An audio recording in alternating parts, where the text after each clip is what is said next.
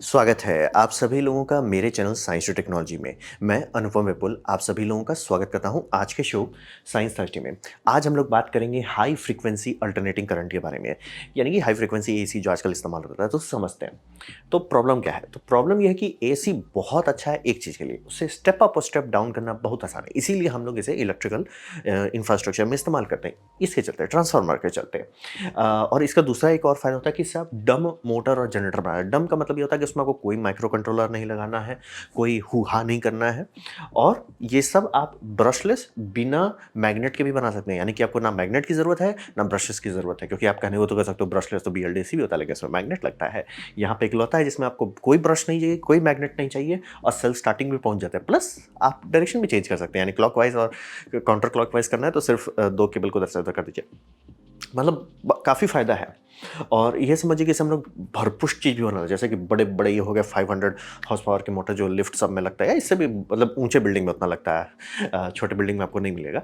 तो बात एक बहुत बड़ा बड़ा चीज़ बनाते हैं, और जैसे कुछ कुछ तो कई मेगावाट के आते हैं। आपका ट्रेन के नीचे जो लगाया जाता है इंडक्शन मोटर, वो सब भी आता है आराम से 1000 हॉर्स पावर का। तो पावर तो बम बम है, लेकिन एक साइड इफेक्ट है कि जब यूटिलिटी फ्रीक्वेंसी पे हम चलाते हैं, यानी कि 50 या 60 हर्ट्ज, यूएस में जैसे 60 हर्ट्ज है, इंडिया में 50 हर्ट्ज है, तो ये सब का साइज जो है ना थोड़ा बड़ा हो जाता है। जैसे कि ये हो गया एक कार का इंजन जो कि 500 हॉर्स पावर का है। ये पूरी गाड़ी का जितना वजन नहीं, उससे ज़्यादा वजन आपका ये मोटर में है। ऑब्वियसली इसको लगा क्या, तो आप 500 हॉर्स पावर का तो गाड़ी चलेगा ही नहीं, गाड़ी धंस जाएगा, चलेगा ही नहीं। तो यहाँ पे एक दिक्कत आता है कि हम लोग को पावर तो चाहिए, लेकिन डेंसिटी भी चाहिए। इसकी डेंसिटी खराब बहुत है। और हमको सब फायदा चाहिए एसी का, कि हम ट्रांसफार्मर से जब चाहे उसे वोल्टेज बढ़ा सकें, जब चाहे तब घटा सकें, मैग्नेटलेस मोटर बना सकें, ब्रशलेस मोटर बना सकें, सेल्फ स्टार्टिंग बना सकें, सब चीज़ चाहिए। लेकिन बस यार पावर डेंसिटी का जो फीलिंग है, डेंसिटी नहीं है सर, बहुत ज़्यादा बड़ा बन जाता है, डेंसिटी चाहिए हमें। तो ये है समस्या, फिजिक्स का समस्या। तो फिजिक्स इसका कैसे समाधान करता है? फिजिक्स समाधान करता है कि आप सबसे पहले सोचो क्या होगा अगर हम वोल्टेज बढ़ा दें। बहुत अच्छा सोच है, लेकिन आपको समझना होगा कि हर चीज़ का डाइलेक्ट्रिक स्ट्रेंथ होता है।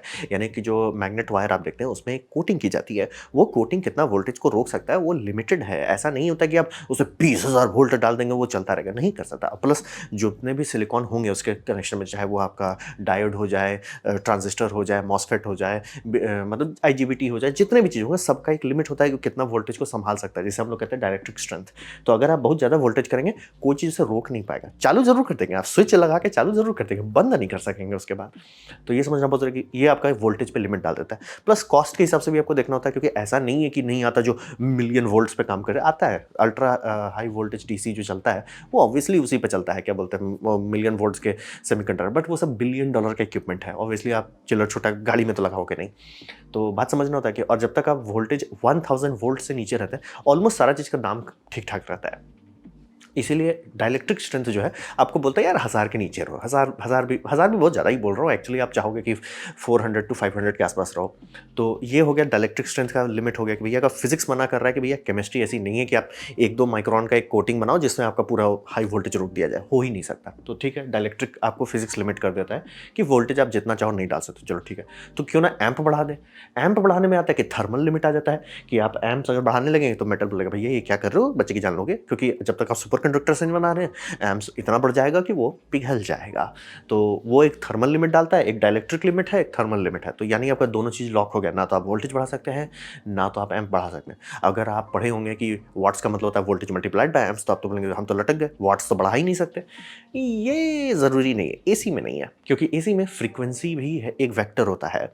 तो फ्रीक्वेंसी फ्री वेक्टर है, यानी कि ये दोनों चीज़ में, डाइलेक्ट्रिक और आपका कंडक्टिव कैपेसिटी में, फ्रीक्वेंसी से इसका कोई लेना देना नहीं, यानी कि आप फ्रीक्वेंसी को जैसे चाहें बढ़ा सकते हैं। तो फैराडे का लॉ होता है, प्लीज़ हमसे मत पूछिए, ये बहुत पहुंचे हुए इंजीनियर आपको बता सकते हैं, मतलब बताने का टेक्निकली 12 वाले भी बता सकते हैं, लेकिन एक होता है ना कि अच्छे से गहराई में उतर के गहरी गहरी बातें करके समझाना, मेरे से ऊपर का है। और उसमें आपको यहाँ एक टी वेक्टर दिखाया कि कितने स्पीड से मैग्नेटिक फील्ड चेंज हो रहा है।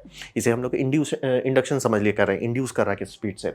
तो यहाँ पे टी एक वेक्टर है। आप टी छेड़ सकते हो ना, आप वोल्टेज नहीं छेड़ सकते ना करंट छेड़ सकते हो, टी तो छेड़ सकते हैं। तो टी को छेड़ने का मतलब होता है फ्रीक्वेंसी आप बढ़ा दो, और ये लॉ में है। और फ्रीक्वेंसी बढ़ा के आप बहुत ज़्यादा डेंसिटी अचीव कर सकते हैं। कितना अचीव कर सकते हैं, यानी कि मैग्नेटिक मटेरियल आपको जितना चाहिए कोई भी काम अचीव करने के लिए, जैसे कि कितने टर्न्स चाहिए कॉइल में, जितना भी चीज़ है वो सब एक्सपोनेंशियली श्रिंक करता है अगर आपकी फ्रीक्वेंसी भागने लगती है। एग्जाम्पल के तौर पर ये एक छोटा सा ट्रांसफार्मर जो इतना सा बड़ा है, आपके हाथ में रख सकते, क्रेडिट कार्ड के साइज का है, वो 1 किलोवाट इधर से उधर कर सकता है।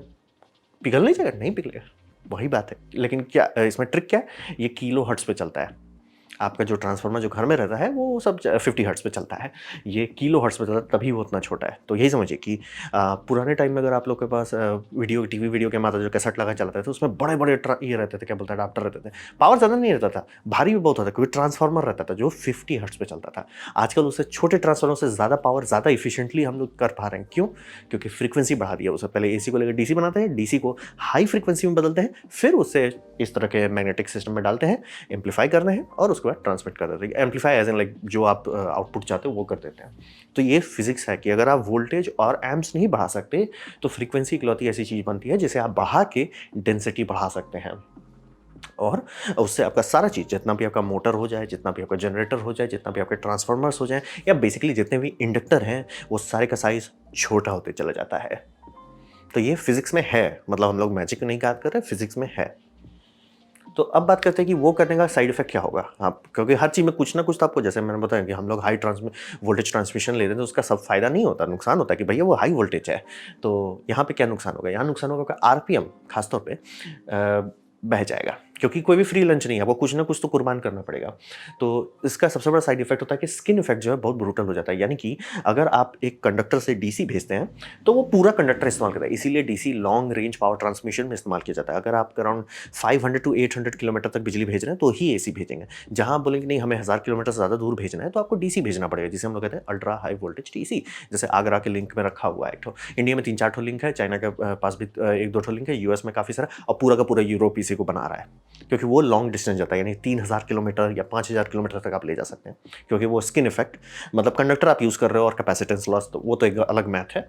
तो ये हो गया डीसी। अब रहा बात की 50-60 हर्ट्ज अगर आप बात करते हैं, जो हम लोग के घर में आता है, तो कंडक्टर का सेंटर यूज़ नहीं होता है, वो मतलब स्किन बना, मतलब ये स्लाइस लीजिए, उसमें वो एक तौर का इलेक्ट्रोमैग्नेट जैसा बिहेव कर रहा है, क्योंकि मैग्नेटिक फील्ड बन रहा है, कोलैप्स कर रहा है, बन रहा है, कोलैप्स कर रहा है, बन रहा है, कोलैप्स कर रहा है, तो बीच वाले एरिया में इलेक्ट्रॉन डिस्प्लेस हो जाता है कि यहाँ पे बिजली कैरी ही नहीं होता है। ये स्किन कितना मोटा होगा, वो होता है जितनी लो फ्रीक्वेंसी उतना मोटा स्किन, मतलब डीसी के पास, और अगर आप फ्रीक्वेंसी बढ़ा देते हैं यानी 400 हर्ट्ज तक चले जाते हैं, तो वो बहुत पतला हो जाता है। साइड इफेक्ट कि कहने को आपका आप मोटा तार लगा दिए हैं, डाल रहे हैं, लेकिन वो पिघल जाएगा बार बार। बोले ऐसा क्यों?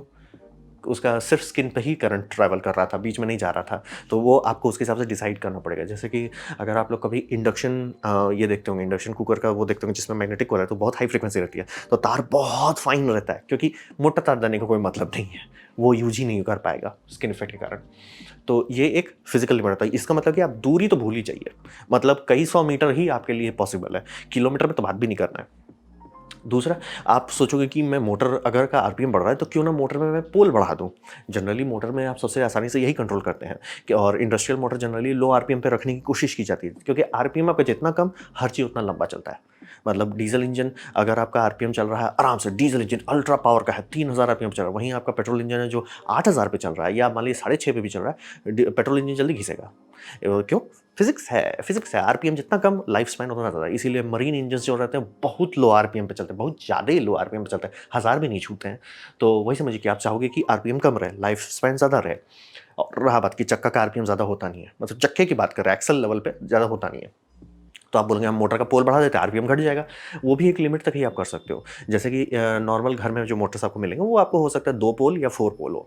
6 पोल का बहुत कम मिलेगा, लिफ्ट उफ्ट में कभी-कभी इस्तेमाल होता है। 8 पोल, 10 पोल, 12 पोल जाना पड़ेगा, तो भी आप आरपीएम उतना नहीं घटा पाएँगे। और दूसरी बात मतलब क्योंकि फिजिकल साइज़ होता है, आप कॉइल्स लपेटने हैं उसके अंदर, तो फिजिकल साइज़ का लिमिट होता है कितने सारे आप कॉइल्स लगा सकते हो, कितने सारे स्लॉट्स डाल सकते हो। तो वो तो आपको फिजिक्स का लिमिट कर देता है कि मतलब बहुत ज़्यादा छोटा चाह के भी आप नहीं बना दोगे, मैन्युफैक्चरिंग नहीं अलाउ करेगी।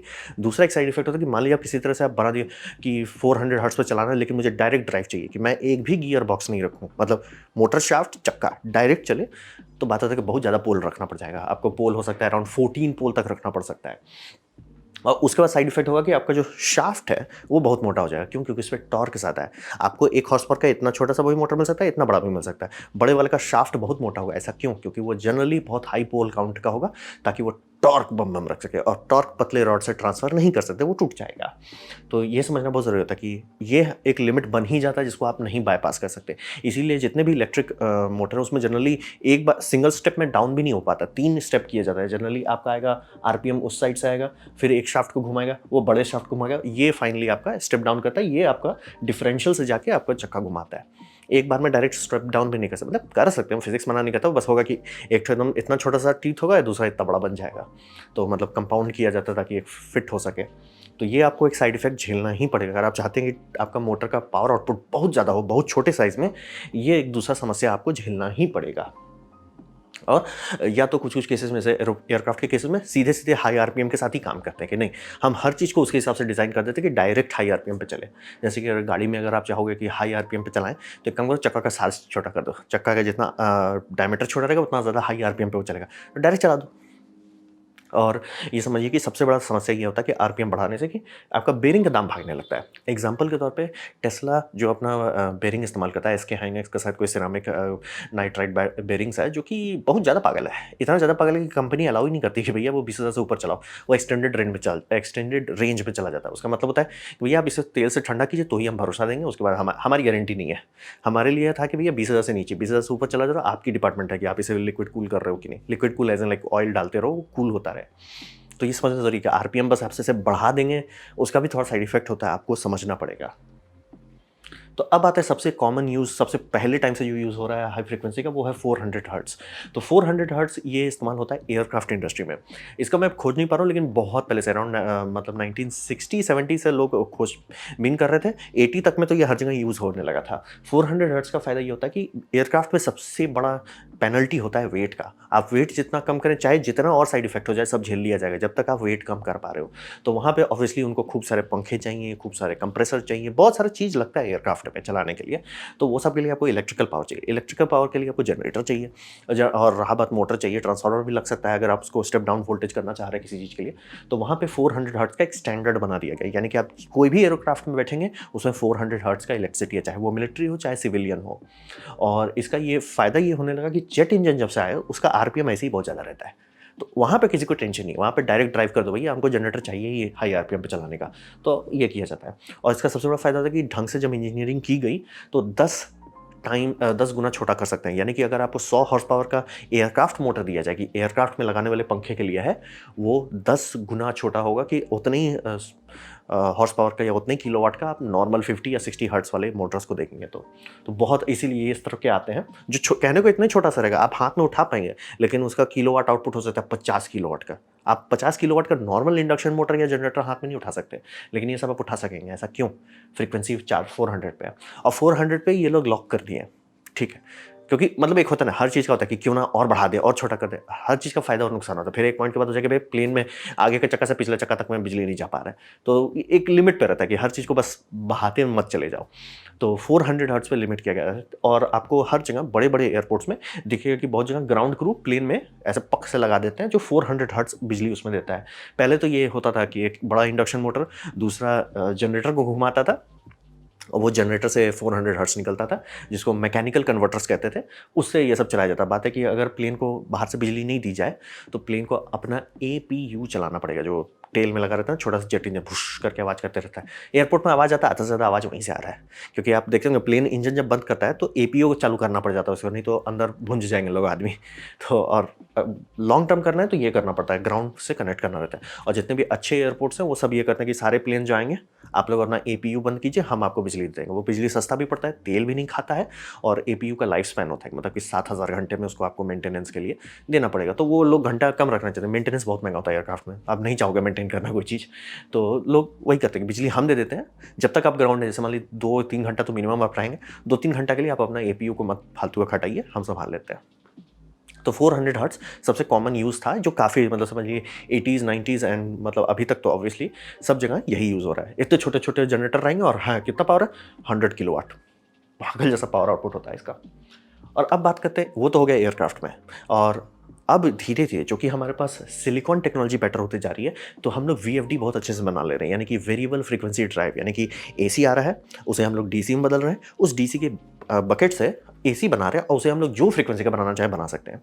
तो यहाँ से ये हो रहा है कि अब हम लोग इसको हर चीज़ में इस्तेमाल कर रहे हैं। आपका ये जो एसएमपीएस देखते हैं, इसमें मतलब बहुत ज़्यादा पावर है, उतनी सुन ट्रांसफार्मर से। लीनियर ट्रांसफार्मर उतना छोटा नहीं बनता। लीनियर ट्रांसफार्मर मतलब जो सीधे बिजली आया, सीधे स्टेप डाउन किए, बाद में वो एसी को डीसी कर दिया और आपको दे दिया, वो इतना छोटा में होता ही नहीं, उतना पावर होता ही, और प्लस इफिशिएंट भी नहीं होता। तो बात है कि एसएमपीएस इसी का फ़ायदा उठाता है कि फ्रीक्वेंसी बहुत बढ़ाया जाता है, किलो हर्ट्ज़ में बात करते हैं। फिर जितने भी मॉडर्न मोटर है, जैसे कि मेरा एसी भी अगर बात करते हैं, जितने हम लोग मोटर देखते हैं उसमें जो स्टैम्प लगाया जाता है 5 स्टार वाला, उसमें देखिए वीएफडी लिखा रहेगा। वीएफडी अगर यस लिखा है तो यानी कि आपके में है वेरिएबल फ्रीक्वेंसी टाइप। तो कितना रहता है वो डिपेंड करता है ऑब्वियसली, कंप्रेसर किस डिज़ाइन का उसके हिसाब से रहेगा कि कितना हाई आरपीएम तक जाता है, कितना लो तक जाता है, कंट्रोल कर सकते हैं। और बहुत ज़्यादा रेंज वाले, अब तो वॉशिंग मशीन का मैंने नीचे एक बंदे का वीडियो दिखा दिया है, वो वॉशिंग मशीन का मोटर निकाला जो 350 हर्ट्ज तक चला जाता है। बहुत ज़्यादा हर्ट्ज़ है वो, लेकिन ऐसा क्यों हो गया? क्योंकि बात वही है कि सिलिकॉन टेक्नोलॉजी इतनी सस्ती हो गई, क्योंकि मोटर तो हमें बनाना आता था, एयरक्राफ्ट इंडस्ट्री कब का बना के बैठी हुई है। और जो आप लोग सीएनसी मशीन देखते हैं उसमें जो स्पिंडल होता है, एसी स्पिंडल होता है, वो बहुत ज़्यादा हर्ट्ज़ पे चलता है, 400-500 हर्ट्ज़ पे चलता है। तो समझ लीजिए वो हमें पता है मोटर बनाना आसान है, जनरेटर बनाना आसान है, लेकिन बिजली कहाँ से बनाए? तो वो सिलिकॉन का डेवलपमेंट होने के कारण ये सब आप कर पा रहे हैं। तो बहुत आराम से आपको वॉशिंग मशीन, नए वॉशिंग मशीन में मिलेगा जिसमें जो मोटर है वो पहले यूनिवर्सल मोटर्स होता था, अब होता है कि भैया वो शांति से एसी 3 फेज़ इंडक्शन मोटर है, बस बहुत बड़ा फ्रीक्वेंसी के लिए बनाया गया है। वो आराम से आपका 10 हर्ट्ज से स्टार्ट होगा, 350 हर्ट्ज तक चलेगा, यानी बम बम आरपीएम का रेंज रहता है। और उसमें एक पतला सा स्पिंडल है, आपका बकेट जो होगा, बकेट में इतना बड़ा सा मतलब व्हील रहता है, आरपीएम इतना कम कर देता है कि अच्छा से कपड़ा धो देता है। और पूरी ईवी इंडस्ट्री जो है वो तो सीधे इस पर चलती है। ईवी इंडस्ट्री तो 500 हर्ट्ज तक चली जाती है। जैसे कि ये टेस्ला का एक मोटर देख रहे हैं, ये इतनी सुना है, मतलब हाथ में कैरी कर सकते हैं, मतलब भारी है, हलवा नहीं है, मतलब कॉपर का ही लोग इस्तेमाल कर रहे हैं, भारी है लेकिन फिर भी आप हाथ पे उठा सकते हो। और ये 500 हॉर्स पावर का है, 500 हॉर्स पावर। बात वही समझिए, तो इसीलिए इलेक्ट्रिक मोटर्स जो ईवी में लगते हैं इतने छोटे होते हैं। कहने को आप चाहो ये मतलब आप सोचिए कि नॉर्मल जो पानी का टुल्लू पंप होता है उसके साइज़ का है ये। ऑब्वियसली उससे ज़्यादा भारी है, लेकिन आप सोच सकते हैं कि टुल्लू पंप में आपको कोई बोल दे कि 2-3 हॉर्स पावर दे रहे हैं, आप बोले कुछ ज़्यादा ही मूर्ख बना रहा है क्या? और ये बंद जनाब जी, अरे आप रुको तो हम आपको 500 हॉर्स पावर दे देते हैं। बात वही समझिए, फ्रीक्वेंसी का यही फ़ायदा है।